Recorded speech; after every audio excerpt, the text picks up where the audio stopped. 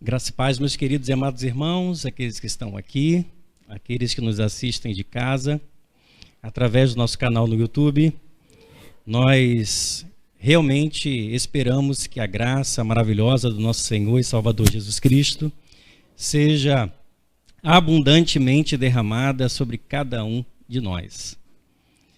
Neste mês, nós comemoramos na Igreja Presbiteriana do Brasil o mês das missões, por conta da chegada do nosso primeiro missionário, reverendo Ashbel Green Simonton, no Brasil, no Rio de Janeiro, pastor americano com 26 anos de idade, no dia 12 de agosto de 1859.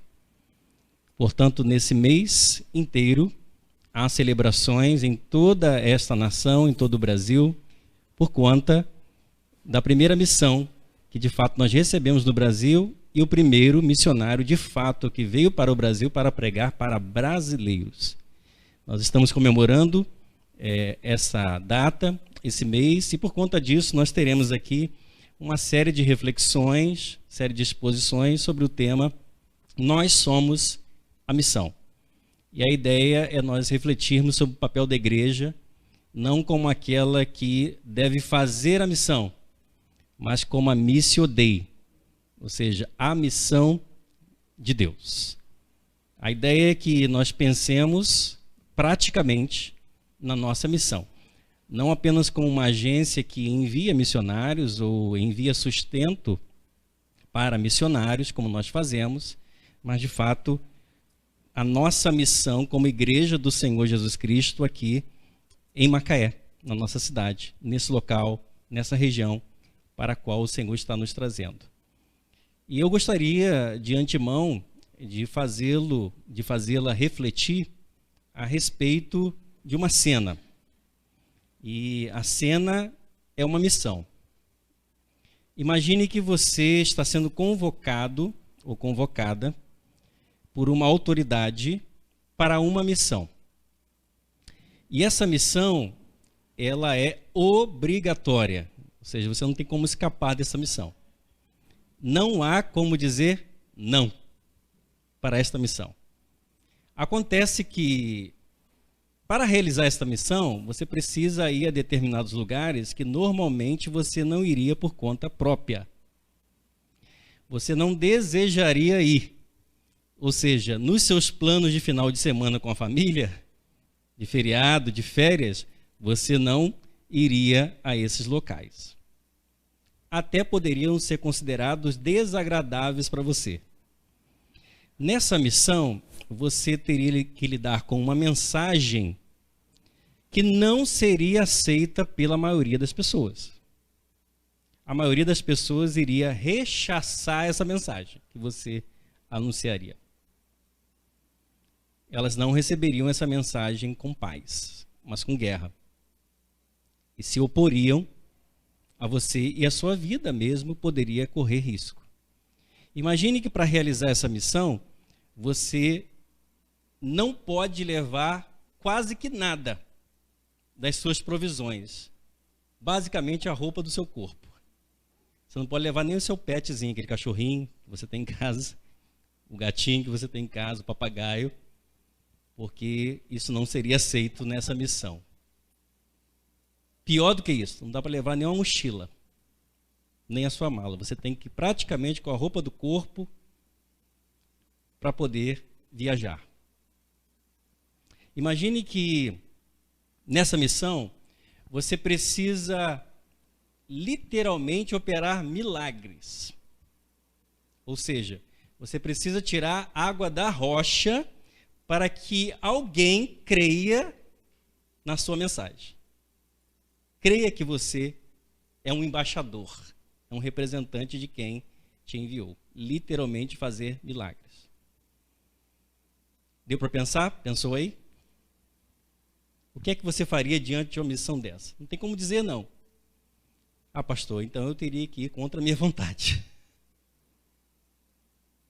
Teria que encarar.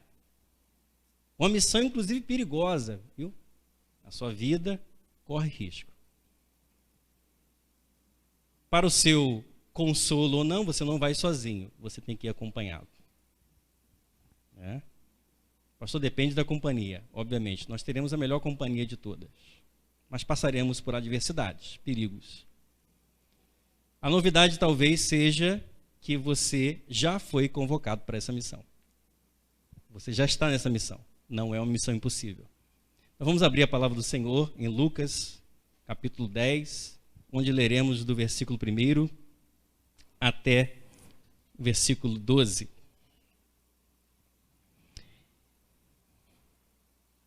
Lucas 10, de 1 a 12.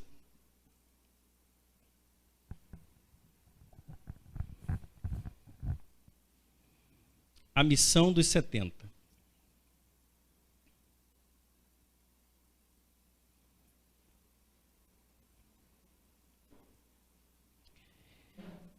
Depois disto, o Senhor designou outros 70 e os enviou de 2 em 2, para que o precedessem em cada cidade e lugar aonde ele estava para ir. E lhes fez a seguinte advertência: a seara, a colheita, é grande, mas os trabalhadores são poucos. Rogai, pois, ao Senhor da seara que mande trabalhadores para a sua seara. Ide, eis que eu vos envio como cordeiros para o meio de lobos. Não leveis bolsa, nem alforge, nem sandálias, e a ninguém saudeis pelo caminho. Ao entrares numa casa, dizei antes de tudo: paz seja nesta casa. Shalom. Se houver ali um filho da paz, repousará sobre ele a vossa paz. Se não houver, ela voltará sobre vós. Permanecei na mesma casa, comendo e bebendo do que eles tiverem, porque digno é o trabalhador do seu salário. Não andeis a mudar de casa em casa. Quando entrardes numa cidade e ali vos receberem, comei do que vos for oferecido. Curai os enfermos que nela houver, e anunciai-lhes: a vós outros está próximo o reino de Deus. Quando, porém, entrardes numa cidade e não vos receberem, saí pelas ruas e clamai, até o pó da vossa cidade, que se nos pegou aos pés, sacudimos contra vós outros. Não obstante, sabei que está próximo o reino de Deus.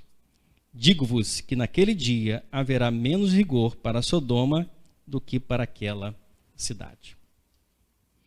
Para nós entendermos bem aqui o contexto do capítulo 10, nós precisamos ir ao capítulo 9, no versículo 51. O que está acontecendo aqui? Jesus, ele tem uma jornada missionária, onde ele vai pregar o evangelho do reino, vai curar muitos enfermos, operar muitos milagres.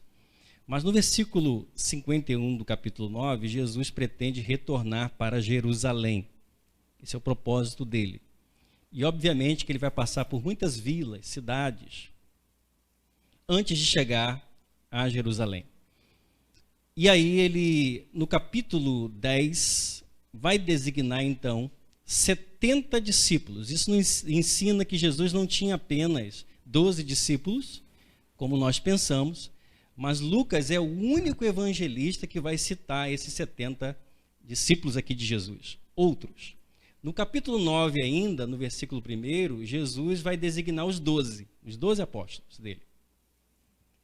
Para a mesma missão, com o mesmo propósito, que ele vai designar os 70 outros discípulos no capítulo 10, ou seja, curar os enfermos, pregar o evangelho do reino de Deus a diversas cidades e aldeias.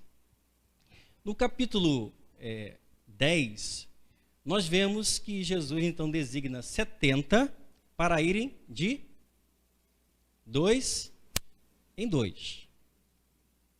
Qual o objetivo de Jesus então de reservar 70? É possível que Jesus tivesse até mais de 70 discípulos, além dos 12. Por que Jesus então usa essa configuração, esse grupo de 70? Nós temos algumas dicas bíblicas, algumas orientações bíblicas que podem exemplificar, pelo menos na nossa opinião, baseada nas informações que nós temos com o número 70 na Bíblia. Primeira informação que nós temos com o número 70 na Bíblia está em Gênesis capítulo 10. Quando você vai em Gênesis capítulo 10, você vai ver que as nações existentes naquele momento, pós-dilúvio, da ocasião de Noé, do período de Noé, são exatamente 70 nações. Então o mundo ele se resumia, naquela época, a 70 nações. Nós temos aqui a primeira dica, para nós entendermos por que Jesus escolheu 70. 70 talvez designaria a totalidade das nações para a qual o evangelho deve ser pregado. Nós sabemos que o evangelho deve ser pregado a todas as nações. Mateus 28, 19. Ide por todo mundo e pregar o evangelho a toda criatura. Então nós temos aqui um indicativo importante. Outra dica bíblica que nós encontramos ainda no Antigo Testamento são os 70 anciãos, 70 conselheiros que Moisés vai designar por orientação do seu sogro Jetro para auxiliá-lo no trabalho de aconselhamento, no trabalho de liderança do povo. Podemos chamar aqui dos 70 primeiros presbíteros da história.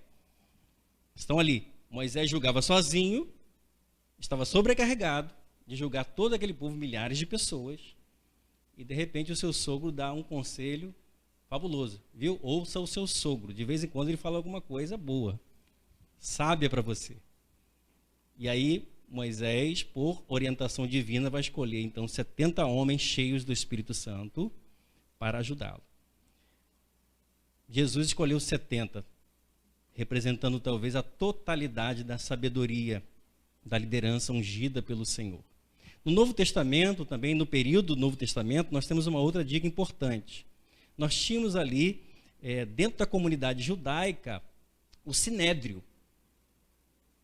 O Sinédrio era a liderança judaica daquele tempo, religiosa daquele tempo, e civil. E dentro do Sinédrio nós tínhamos o sumo sacerdote e mais 70 participantes. O que Jesus pode estar dizendo aqui? Olha, eu estou enviando para pregar nessas cidades, nessas vilas, na minha frente, para me antecederem, porque eu vou passar por elas, mas é necessário que haja embaixadores com autoridade superior à religião vigente, que era considerada pelo próprio povo uma religião ou líderes sem autoridade. Eles ensinavam, mas não ensinavam com a autoridade que Jesus ensinava. E é interessante observar como Jesus manda de 2 em 2, versículo 1 do capítulo 10, esses 70. Por que Jesus vai enviar aqui de 2 em 2? Porque a missão, a obra, ela não pode ser feita individualmente. Nós já falamos isso quando pregamos aqui em Zacarias capítulo 4. A obra do Senhor, pelo menos, é feita de 2 em 2. É por isso que na igreja, quando nós vamos nomear, quando o conselho vai trabalhar nomeações, nós procuramos sempre, pelo menos, trabalhar com 2 nomes para cada posição. Porque se um faltar, o outro estará ali. E a ideia é bíblica, a ideia é de Jesus Cristo que envia de 2 em 2. E por quê? O caminho, a jornada era perigosa. Era solitária. Se houvesse uma emergência, se um precisasse de socorro, lá estava o outro para segurar, para dar o apoio, para dar o suporte, para caminhar junto. E na igreja não é diferente, nós não fazemos nada sozinhos. E aí nós podemos, aqui, nesse versículo 1 do capítulo 10, já fazer a primeira aplicação para nós hoje. Da mesma forma como Jesus enviou os 70 de 2 em 2 para a missão, o Senhor nos envia ainda hoje para realizar a sua obra. Mas você vai dizer assim, pastor, isso aqui se aplicou somente àqueles 70, aos 12, no capítulo 9. Isso não se aplica a mim, eu não sei nem falar. Como é que eu vou ser enviado? E também eu não estou pensando em mudar de país, de ir para uma tribo indígena. Nesse momento eu tenho muitas ocupações aqui, minha vida está firmada aqui, eu já tenho uma certa idade, tenho dificuldade de locomoção, como é que eu vou ser enviado como aqueles 70? Primeiro nós temos que entender E lançar por terra é algo que nós criamos, que é uma falsa interpretação do que significa ser discípulo do Senhor Jesus Cristo. Ser discípulo do Senhor Jesus Cristo não eram apenas os 12, os 70 ou os outros que acompanhavam o Senhor Jesus Cristo. Cada um de nós é um discípulo do Senhor Jesus Cristo. E como é que nós sabemos disso? Nós sabemos disso também pela palavra de Deus. Primeira, quando nós olhamos Mateus 28, 19, onde nós temos a grande comissão, ide por todo mundo, para fazer discípulos, para pregar o evangelho a toda criatura, tem lá uma expressão que nós temos que pregar a todo mundo, até os confins da terra. Quando esses discípulos de Jesus Cristo eles foram chamados, você sabe o que era o mundo conhecido na época deles? Até a Espanha. Não tinha América. Não tinha América do Sul, não tinha Brasil. Muitos países que nós conhecemos hoje nem passavam pela cabeça deles. Então, eles foram até onde eles tinham alcance para ir.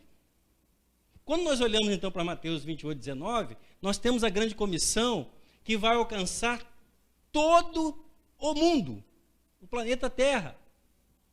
Então, nós já entendemos que esses aqui não tiveram condições de fazer isso. Alguém teve que continuar essa obra. O apóstolo Paulo viajou muito, mas ele não alcançou os confins da terra. Outra dica importante que nós temos é que nós abrimos a palavra do Senhor em 1 Coríntios 11, 26, que é o texto da Santa Ceia. No versículo 26, o apóstolo Paulo vai dizer que nós devemos participar do pão e do cálice do Senhor e anunciar a morte do Senhor até que Ele venha. Onde estão esses 70 e esses 12? Já foram. Quem é que vai anunciar a morte do Senhor até que Ele venha? Nós. A nossa geração, os nossos filhos, aqueles que vierem depois de nós, se o Senhor não voltar antes. Nós vamos anunciar. Você está entendendo? A grande comissão é para nós. É para a igreja do Senhor Jesus Cristo. Nós não fomos criados para fazer a missão, nós fomos criados para glorificar a Deus. Esse é o fim principal do homem, glorificar a Deus. Mas nós, ao proclamarmos o Evangelho, nós glorificamos ao Senhor, como igreja do Senhor Jesus Cristo. Então aqui, quando nós olhamos para o texto, nós aprendemos isso, que nós somos comissionados pelo Senhor para ir. Não para ficar. A própria palavra igreja, no latim, significa que eles são chamados para fora. A palavra missão do latim, missio, significa enviados. Então, todo o movimento da igreja não é para dentro, não é para dentro desse salão, é para fora do salão. E você vai perguntar, onde começa a minha missão, pastor? A sua missão começa dentro da sua casa, com a sua família. Muitas vezes nós pensamos que a missão é só o nosso missionário em Moçambique, o Enéas, lá em Minas, ou na África. A missão começa conosco, dentro da nossa casa, testemunhando, evangelizando os nossos familiares. Começa com o seu vizinho, com a sua vizinhança. Começa dentro do seu trabalho, onde você tem que dar um bom testemunho, acima de tudo. Precisa dar. Com seus amigos, na faculdade, na escola. A nossa missão começa aqui, em Macaé, em Betiba. Aqui, no Alto da Embetiba, no Parque Valentina Miranda, nesse hotel. Aqui é a nossa missão. Nós somos enviados pelo Senhor para fazer a sua missão, assim como os 70 foram enviados para cumprir a missão do Senhor. E aí nós olhamos para o texto, voltando para o texto, acompanha aí o versículo 2, nós temos uma palavra de Jesus sobre a colheita. Seara aí é a colheita. O que Jesus diz sobre a colheita? Ele diz que a colheita é grande, abundante. Em outras palavras, está pronta. A figura aqui de linguagem é a seguinte: há um dono de colheita, um fazendeiro,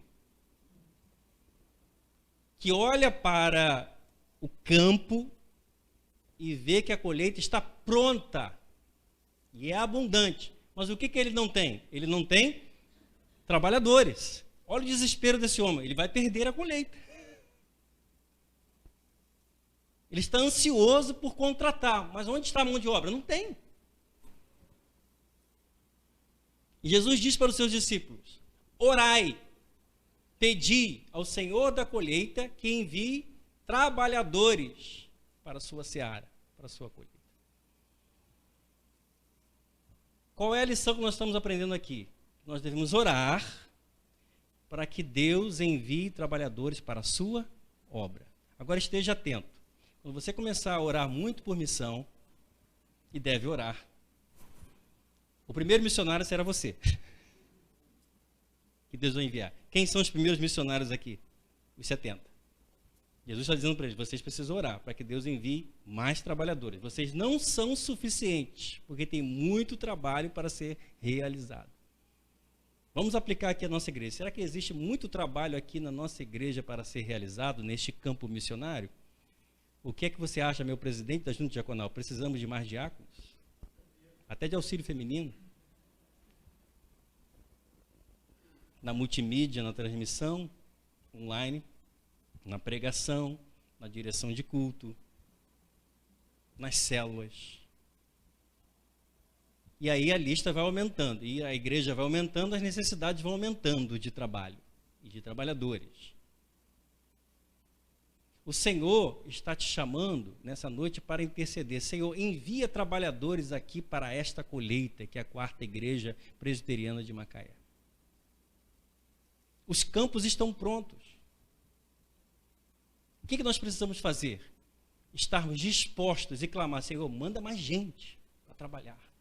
Agora, nós também precisamos aprender a administrar dons e talentos na igreja, a enxergar dons e talentos na igreja, a perceber quem é vocacionado para uma determinada função.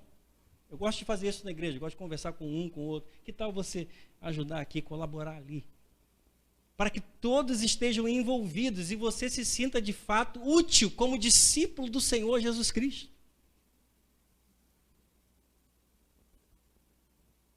Então, em primeiro lugar, nós precisamos nos envolver na missão. Em segundo, nós precisamos orar para que Deus envie mais gente capacitada para a sua obra. Você tem orado por isso? Tem orado para que Deus envie mais trabalhadores? Adilson, a música. Eu tenho orado para que Deus mande mais gente, trabalhadores sérios, envolvidos com a obra do Senhor para essa obra aqui, para realizar essa obra aqui. Não para ficar somente nas 4 paredes, mas para se envolver em tudo que é a missão, o envio do Senhor Jesus Cristo. Você está orando por isso? Isso é um desafio para nós. Olhe para o texto mais uma vez. No versículo 3, tem algo muito interessante, que o Senhor Jesus Cristo vai alertar os 70, que eles estão sendo enviados como cordeiros para o meio de lobos. O que é que o lobo faz? Devora. Lobo é sagaz. Nós temos 2 aplicações aqui. Primeiro, que a jornada missionária, a nossa jornada, não pense só no missionário na África, lá. A nossa jornada é uma jornada perigosa. Há perigos na estrada. Eu e a Juliana estávamos nos locomovendo até São Paulo para a APMT. Quem não conhece a APMT, é a Agência Presbiteriana de Missões Transculturais, é a agência da nossa igreja que trata com outras culturas, dentro do Brasil, fora do Brasil. Desde indígenas no Brasil até imigrantes, há mais de 250 e tantos missionários envolvidos com outras culturas ao redor do mundo. Nós estávamos nos locomovendo no domingo, para nos hospedar no Rio, no outro dia pela manhã apanhar o voo para São Paulo, para ir para o treinamento da APMT. Uma semana de transculturalidade, aprender a lidar com o outro, com outra cultura. Nós sabemos que nossa cidade de Macaé é transcultural e intercultural. É mais intercultural do que transcultural. Qual a diferença? O transcultural é aquela realidade onde você lida por um momento, depois você retorna. Você vai fazer uma visita a um país, você lida com aquela cultura e depois você retorna. A interculturalidade é onde você é imerso. Você é imerso naquela outra cultura e dialoga com aquela cultura. Então nós temos isso em Macaé. Há campo aqui, os campos estão prontos, a seara do Senhor está pronta. Então nós estávamos locomovendo, eu sempre, há alguns anos, faço a reserva de um hotel, que é um hotel da minha confiança, mas não ia nesse hotel desde antes da pandemia. É um hotel no centro do Rio, que é estratégico, tanto para o Santos Dumont como para ir para o Galeão. Quando nós chegamos no centro do Rio, numa Uber, já ficamos espantados, parecia aquela série The Walking Dead. Você foi ao Rio, no centro do Rio, domingo à tarde, é bem vazio, mas agora está muito mais, está assustador. E quase não somos medrosos, preocupados. A minha esposa, então, acho que ela passou isso para mim. A coisa está esquisita aqui no centro do Rio, muito difícil. Fomos para a recepção do hotel. Antes de nós entrarmos na recepção do hotel, o camarada já estava pegando lá as inscrições para fazer a inscrição. Como assim? Entra logo, fica, não volta. Estranhamos aquela postura do atendente, de logo preenchendo as fichas sem pegar documento, sem nada. Tem uma coisa errada aí. Subimos para o quarto, não saímos mais, não tinha condição de sair, nem para se alimentar, tivemos que pedir pelo iFood. E quando chegou mais ou menos 1h30 da manhã, eu sou acordado pela minha esposa e disse assim: amor, está acontecendo alguma coisa. Tinha um barulho vindo do corredor, um bater de portas, uma gritaria, parecia que tinha gente discutindo, gente apavorada. E a impressão que nós tivemos é o seguinte: estão invadindo o hotel. Estão arrombando essas portas, estão invadindo o hotel. Olha, um hotel de 3 para 4 estrelas. Estão invadindo esse hotel. Primeira atitude, vamos ligar para a recepção. Ligo para a recepção, ninguém atende. Tínhamos assistido uma série, não sei se você viu no Netflix, chama-se, o nome não é esse, mas é sobre o Hotel Cecil, lá em Los Angeles, não sei se você viu, que é um hotel da morte. Tínhamos acabado de assistir aquilo, né, poucos dias. Aí liga para a cozinha, ninguém atende. Liga para a portaria, ninguém atende. Liga para a recepção, ninguém atende. Ela entrou no banheiro.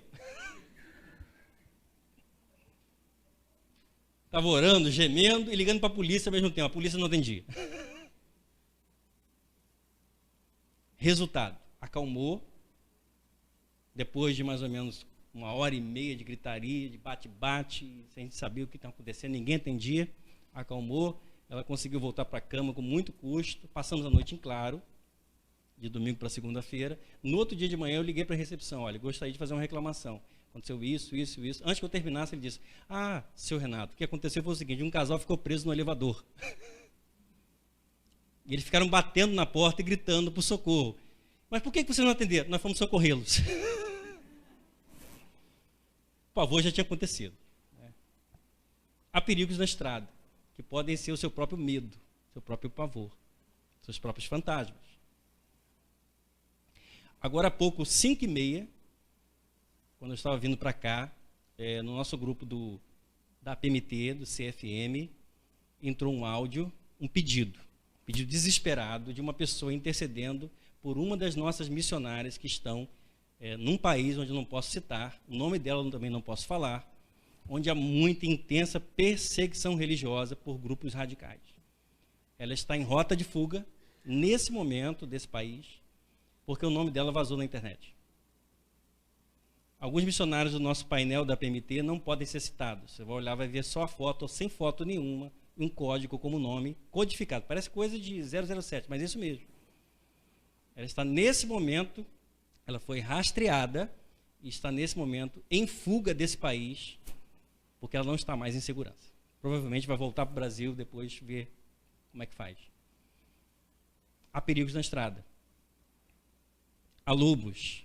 Há pessoas que vão rejeitar o que você vai falar. O evangelho, ele não vai ser aceito por todas as pessoas. Aliás, a maioria das pessoas, muitos serão chamados, poucos escolhidos. A maioria das pessoas vai odiar o evangelho. E vai te odiar junto. Eu fico muito animado quando eu vou a um evento onde tem muita gente que não é cristã, não professa a fé em Jesus Cristo, ou afastados. Eu tenho a oportunidade de falar um pouco do amor de Deus. E a palavra é bem aceita. Foi assim, há pouco tempo atrás, numa cavalgada gospel que nós fomos. Olha, foi uma bênção, faltou eu ser entrevistado depois, uma maravilha. Casamento do meu irmão que eu fiz há poucos dias. Muita gente vindo conversar conosco. Mas quando você começa, de fato, a aprofundar o Evangelho começa a confrontar, muitas dessas pessoas vão te deixar. Não vão querer ouvir. São lobos. É o coração do homem. É a segunda aplicação que nós temos aqui dos perigos da estrada. Então esteja preparado para isso. Para ser rejeitado por um familiar, por um colega do trabalho, por um amigo de longa data, de latinhas de cerveja, de garrafas de cerveja, de uísque, de baladas. Quando você, de fato, começar a ser um discípulo do Senhor Jesus Cristo. Há perigos na estrada. Mas nós contamos com a proteção do Senhor. Quando nós olhamos aí o capítulo 10, mas no final, caminhe comigo, no versículo 19, ao mesmo tempo que Jesus diz que tem lobos, tem perigos na estrada, ele vai falar no versículo 19 aí sobre a autoridade que ele nos deu. Para quê? Para pisar serpentes e escorpiões e derrotar o inimigo. No meu nome? Não, no nome dele. Então a garantia é essa. Esses homens enfrentaram perigos, adversidades, mas eles voltaram. Cumprindo isso aqui, quando você olha o versículo 17, eles voltaram animados, fazendo festa, porque eles diziam assim, até os demônios se submeteram a nós. Que maravilha, funciona. E Jesus disse, não vos alegreis por isso, porque os demônios se submetem a você, ou a vocês. Alegrai-vos, porque o vosso nome está escrito no livro da vida. Eu lembro de uma missão que nós participamos em 2010, no Chile, um grupo de 21 irmãos, por 15 dias, mais 20 dias, e num determinado momento, numa região muito carente, da periferia de Santiago, os demônios começaram a se manifestar.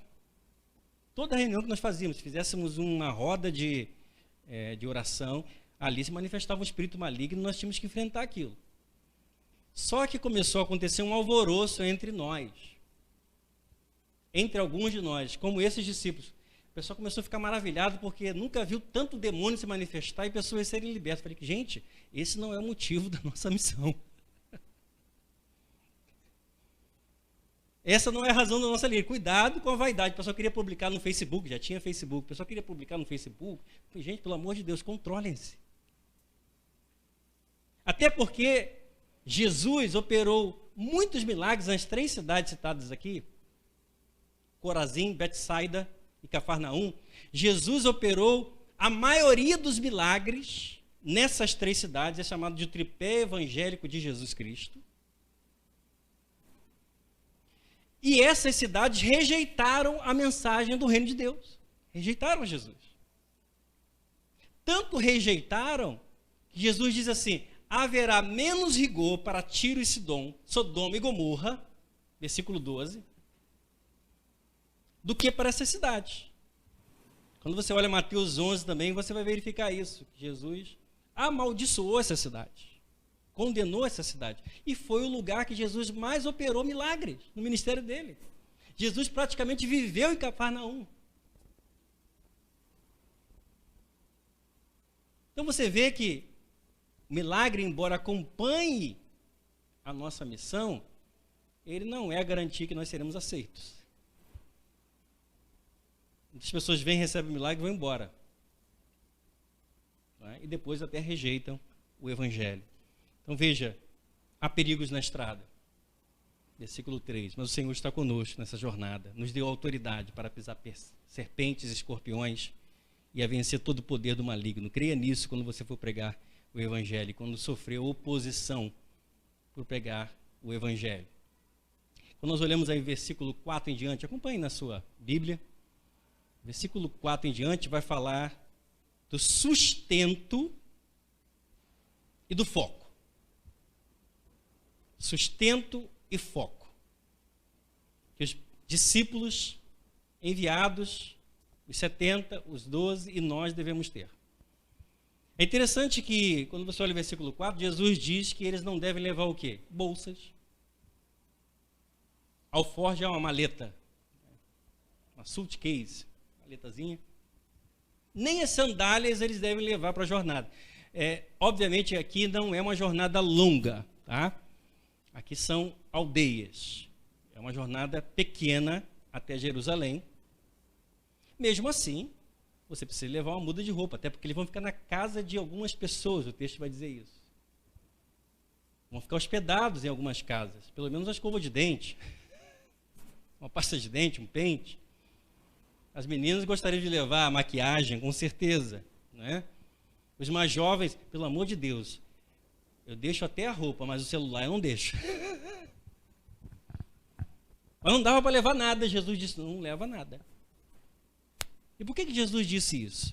Porque quando nós realizamos a missão, nós não podemos depositar a nossa confiança em questões materiais, que vão nos distrair. O sustento virá do Senhor para nós realizarmos a missão. Como é que essa igreja tem chegado até hoje aqui, com esse compromisso? Quem tem sustentado? Seus dízimos, meu dízimo? Quem sustenta é o Senhor. Você sabe que muitas vezes nós somos infiéis e o Senhor continua sustentando a igreja. É o Senhor que sustenta a sua obra. E o que o Senhor está dizendo para eles é o seguinte, não se preocupa com isto. Quem vai sustentar vocês sou eu. E eu vou levantar pessoas para fazer isso. É interessante que quando o missionário ele vai deixar realmente o país, no caso de deixar o país para uma outra cultura, ele não leva praticamente nada, não tem como ele levar. Lá na APMT agora um casal está deixando o país para ir para o Panamá. E eles contaram a história. Primeiro, eles venderam praticamente tudo que eles tinham na cidade deles para ir para São Paulo fazer o curso do CFM. Ela contou que ela tinha 2 pares de bota, vendeu um, ficou com o outro. Assim como o texto mesmo diz, a palavra de Deus diz. Foi vendendo tudo que eles tinham. E agora, por fim, estão colocando o carro à venda, porque não dá para levar o carro para o Panamá, para poder fazer a missão. E é interessante como Deus foi providenciando, levantando uma pessoa aqui, outra ali, com sustento, para manter esse casal, enviar esse casal. É caríssimo, porque lá é dólar, a vivência lá é em dólar, e a necessidade do campo é grande. A seara está pronta. Interessante quando eu e a Juliana também deixamos a Serra Macaense para vir para a cidade, nós morávamos numa casa de cerca de 150 metros quadrados e tivemos que vir para um flat de 30 metros quadrados. Praticamente a roupa que nós trouxemos. Tivemos de fazer de tudo. Pertinho, aqui dentro da própria cidade. Então há essa questão mesmo prática da missão, que você tem que deixar toda a bagagem para trás, a sua cultura vai ficar para trás. Coisas materiais você vai ter que se desfazer para fazer a missão de quem está sendo enviado, de fato. Mas quem está aqui, como nós, tem que ter isso em mente. Quem vai sustentar essa obra, essa igreja, naquele novo local? Nós estamos próximos disso, irmãos, mais próximos a cada dia. Quem vai sustentar essa obra é o Senhor. Deus vai levantar pessoas para fazer isso. Pessoas que não se sentirão obrigadas a contribuir com essa obra, mas farão com amor, com alegria. E serão amadas pelo Senhor para isso. Essa é a nossa missão aqui. Então, quando nós olhamos aqui, nós vemos o sustento do Senhor. Interessante também que Deus diz para eles, quando vocês forem pelo caminho, não cumprimentem ninguém. Reparou aí no texto? Será que o Senhor Jesus mandou que eles fossem antipáticos? Na missão você precisa ser simpático, você precisa se aproximar das pessoas, né? Qual é a ideia aqui? A ideia é que o cumprimento judaico não é como o nosso alô. Esse alô que a gente dá na cidade, meu irmão, tudo bem, passa e vai embora. Não era assim.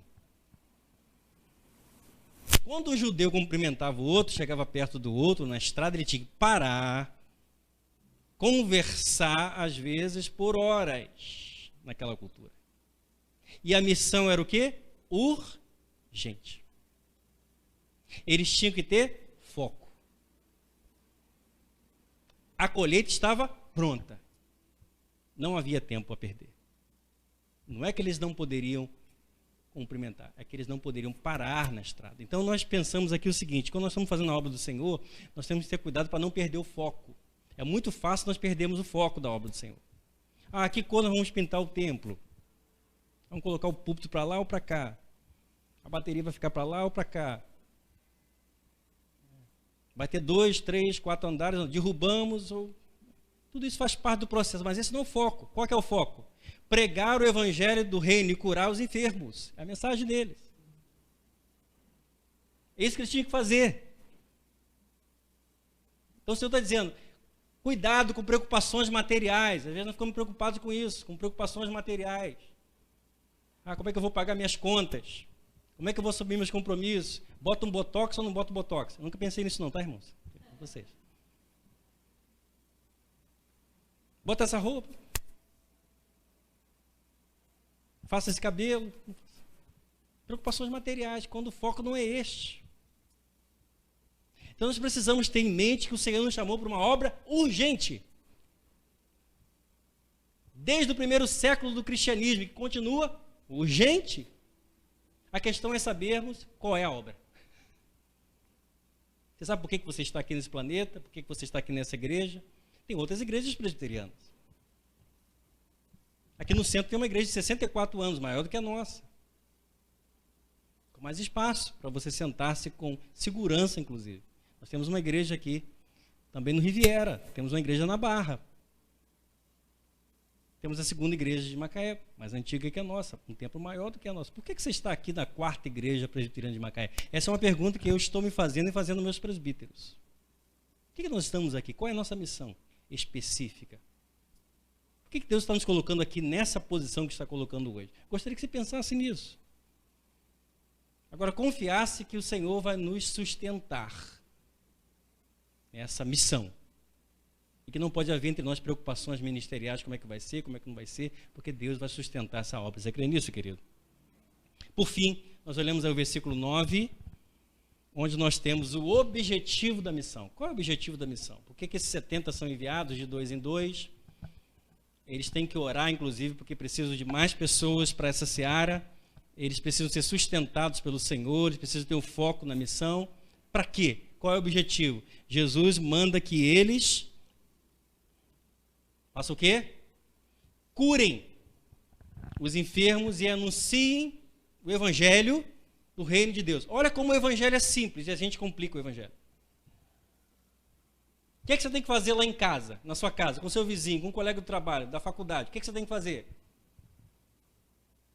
Ser instrumento de cura para ele, e tem muita gente enferma, não só fisicamente, mas também da alma, do espírito, sofrendo. Instrumento de cura. E pregar o evangelho do reino. Pastor, mas eu fico um pouco constrangido, sou tímida para falar. Eu acho que essa coisa de cura é só para pastor, aquele pastor da televisão que cura. Querido, isso já foi dado a você. Essa autoridade para curar e pregar o evangelho já foi dada a você e a mim. O que é que diz lá o versículo que nós lemos? Versículo 19. Eis que vos dei, olha o verbo no passado, no perfeito. Eis que vos dei autoridades para pisar de serpentes e escorpiões e sobre todo o poder do inimigo, e nada absolutamente vos causará dano. Lá atrás, também no capítulo 9, Jesus vai dar autoridade também aos 12, a mesma autoridade, para expelir demônios. Ih, pastor, esse negócio de expelir demônio não é comigo não, isso aí tem que ter unção. Tem até medo disso. Em algumas igrejas por onde eu passei, quando a reunião era na casa assim, de uma pessoa que mexia com outras religiões e tudo, o pessoal fazia questão que eu estivesse presente. Pastor, sem você não vamos não. E a gente vai ensinando devagarzinho que não é a pessoa. É no nome de Cristo Jesus. Veja que quando eles se alegram porque os demônios estão submetendo, eles dizem, os demônios se submetem em teu nome. Não é no nome deles. Então o Senhor Jesus, veja só, querido, o Senhor Jesus já te deu autoridade para curar no nome dele. Então você tem que orar para que as pessoas sejam curadas. Creia nisso. Você não precisa chamar o pastor, o presbítero, a mulher ungida, a profetisa, o profeta, o sacerdote. Não. O bispo.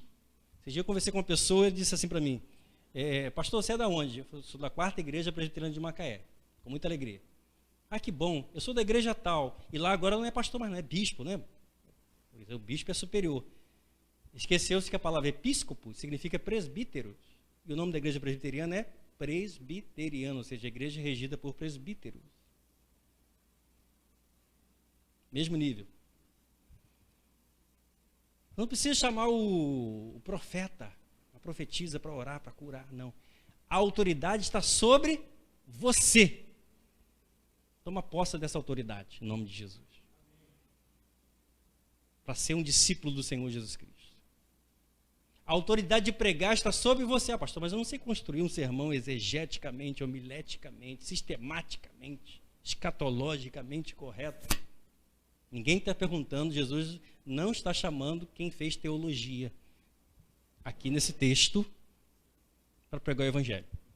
Está dizendo, a mensagem é, o evangelho, o reino de Deus é chegado a vós. Quem é o reino de Deus? Jesus. Jesus está chegando.